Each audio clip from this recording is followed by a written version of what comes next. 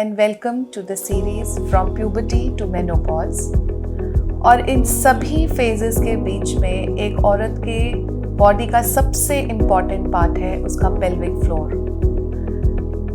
Incontinence and prolapse are big secrets that affects women's life across the world, and it is covered with shame, silence, isolation and lack of care. So we have here Dr. Anita Kant ma'am with us to tell us more about it in detail.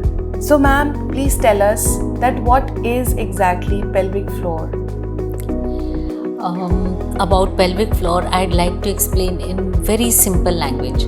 आजकल हर जगह स्टिल्ट parking के ऊपर 4 floors बन रहे हैं. So those stilts are like our legs and उसके ऊपर जो 4th फ्लोर है बॉडी में वो पेल्विक फ्लोर कहलाता है.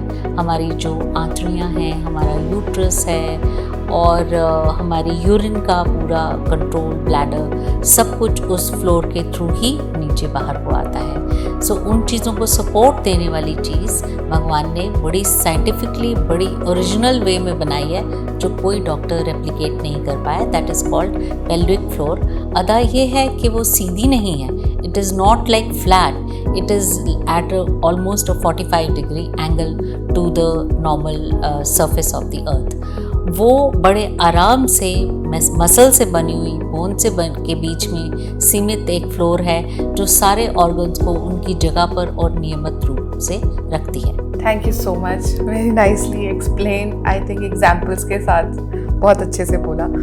और इसकी इम्पोर्टेंस क्या रहती है एक फीमेल की हेल्थ पे या उसकी पूरी बॉडी पे?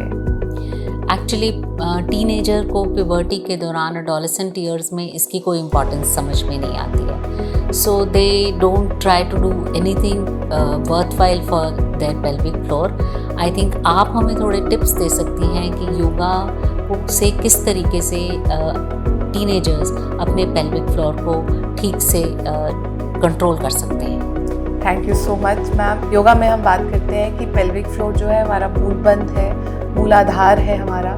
तो हम वहाँ पर मूलबंध लगाते हैं. जब हम उस चक्रास को एक्टिवेट करते हैं तो उससे हमारा पूरा sympathetic and parasympathetic nervous system पे इम्पैक्ट पड़ता है. विच इन सिंपल वर्ड्स, जब बच्चे टीनेज ईयर्स में होते हैं तो उनकी बॉडी में बहुत चेंजेस आ रहे हैं, physical, hormonal, emotional and all. तो उनको वो मैनेज करने में, उनको कंट्रोल करने में, क्योंकि बहुत सारी एनर्जी आ जाती है, उसको थोड़ा मैनेज करने में, कंट्रोल करने में हेल्प करता है. सो बिल्कुल सही बताया आपने. Right, thank you. तो डॉक्टर कांत बताएं कि पेल्विक फ्लोर की क्या इम्पोर्टेंस है during the pregnancy and child birth? Actually जो रिप्रोडक्टिव ईयर्स हम बोलते हैं, लाइक लेट्स से 20 से लेके 50 के ऑनसेट तक, वो उन दिनों में पेल्विक फ्लोर की बहुत ज़्यादा इम्पोर्टेंस है. बिकॉज उसने ना सिर्फ उन ऑर्गन्स को सपोर्ट करना है, उसके साथ साथ अगर एक महिला गर्भवती हो जाती है तो गर्भ को पहले कंट्रोल करके ऊपर रखना है और फिर डिलीवरी के समय में हेल्प करके उसे आसानी से बाहर निकलने देना है. और इस सब को कंट्रोल करने के लिए पेल्विक फ्लोर का कंट्रोल उस लेडी को सीखना पड़ता है. उसके लिए बहुत सिंपल एक्सरसाइजेज होती हैं. योगा में हम लोग कीगल्स एक्सरसाइज बहुत सब लोग ही जानते हैं और हम लोग सबको सिखाते हैं.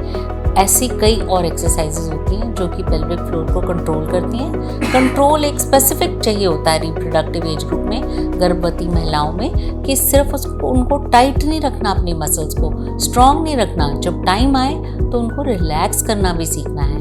तो यही चीज़ है जो कि उन्हें सीखना होता है. अपने आप से कोई नहीं जानता इनके बारे में.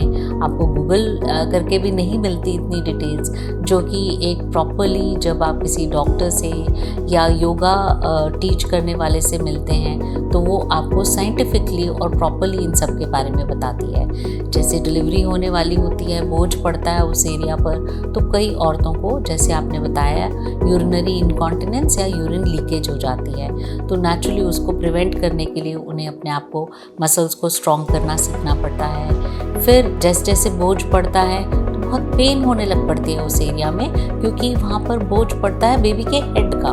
और जब डिलीवरी का टाइम आता है तो उन्हें लर्न करना होता है कि अपनी पेरिनियल मसल्स को कैसे कंट्रोल करें.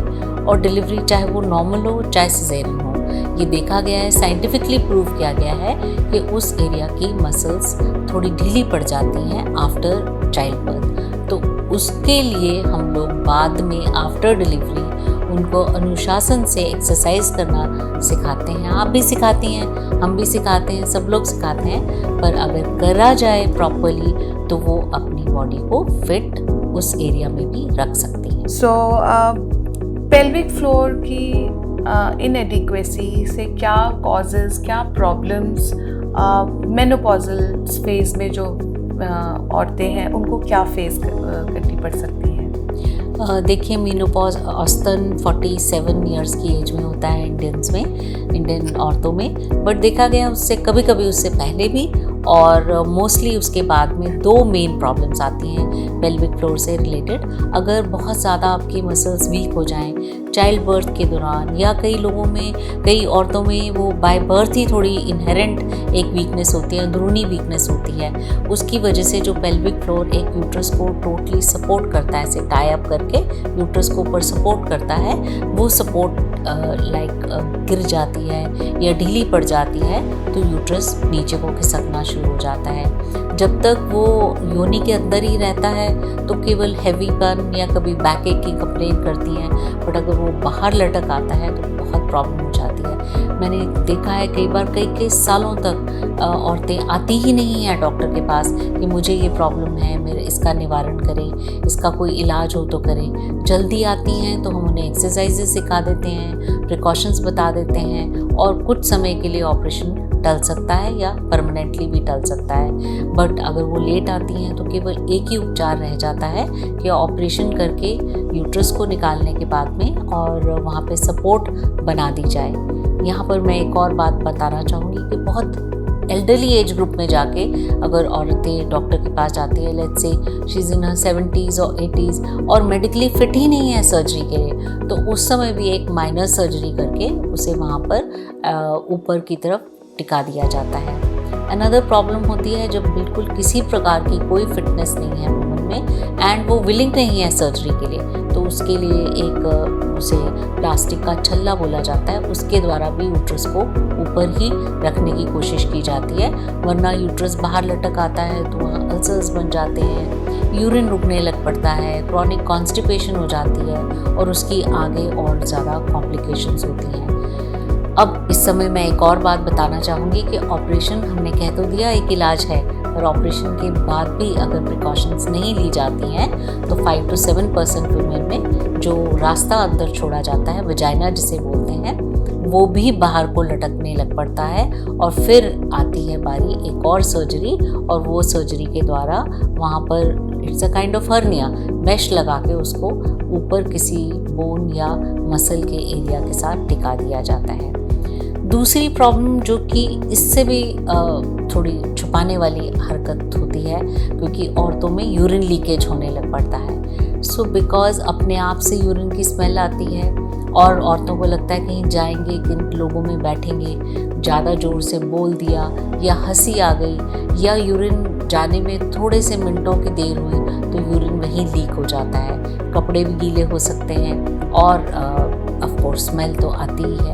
तो ये लोग अपने आप को एक सोशल आउटकास्ट बना लेती हैं, बिल्कुल बाहर नहीं निकलती घर से और किसी से मिलती जुलती नहीं है कि किसी को पता ना चल जाए कि मुझे ये प्रॉब्लम है। बट मैं उन सबसे कहना चाहूँगी कि आप आगे आएँ, अपने डॉक्टर को बताएं। इसके लिए अगर बहुत अर्ली एरिया में टाइम में पता चल जाता है तो नेचुरली हम लोग कीगल एक्सरसाइज से उसे कंट्रोल करने की कोशिश करते हैं। अगर मीनोपॉज हो चुका है और ये प्रॉब्लम है तो लोकल हार्मोन से भी इसका इलाज हो जाता है, नहीं तो फिर यूरोलॉजिस्ट से मिलने पे बहुत सारी दवाइयाँ हैं, वो दवाइयों से कंट्रोल हो जाता है, वरना कुछ एक माइनर सर्जरी होती है जिसमें वहाँ टेप लगा के आर्टिफिशियल सपोर्ट दे दी जाती है। तो जब आप अपने खांसती हैं या आप हंसती हैं या आप उछलती हैं तो वो यूरिन लीकेज नहीं होता, क्योंकि जो ऊपर के पेट का प्रेशर होता है वो पेल्विक फ्लोर के द्वारा यूरिन को बाहर पुश नहीं करता है। सो you just have to get up and go to a doctor, that is the message. Okay ma'am, एक लास्ट क्वेश्चन। वैसे तो आपने बहुत अच्छे से पूरा का पूरा हर टॉपिक को ले लिया, I think that's your experience that is saying that. But एक मुझे और आपसे पूछना था कि obesity is a very common thing today, and क्या ओबेसिटी भी पेल्विक फ्लोर हेल्थ को अफेक्ट करती है? बिल्कुल, आपने सही कहा। ओबेसिटी डेफिनेटली हैम्पर करती है पेल्विक फ्लोर की मसल्स की स्ट्रेंथ को। वो कैसे होता है कि जब भी ओबेसिटी होती है बॉडी में फ़ैट का रेशियो बढ़ता है। जब फैट का रेशियो बढ़ता है तो मसल के अंदर भी मसल मास कम हो जाता है और फैट ज़्यादा हो जाता है, तो नेचुरली मसल उतनी स्ट्रांगली कंट्रैक्ट नहीं कर पाती और उतनी स्ट्रांगली कंट्रोल नहीं कर पाती, और पेल्विक फ्लोर का जो मेन पर्पस है control and to keep everything above its level, वो नहीं हो पाता और सब्सिक्वेंट प्रॉब्लम्स आ जाती हैं। ओबेसिटी से बहुत सारी प्रॉब्लम्स आती हैं, ये उनमें से एक है। Okay then, thank you so much doctor Neeta Khan, आपने अपना टाइम निकाला और अपने इतना इंसाइटफुल हमें आंसर्स दिए पूरे इस टॉपिक के ऊपर। आई एम श्योर सबको बहुत पसंद आए। Thank you for the opportunity. Thank you.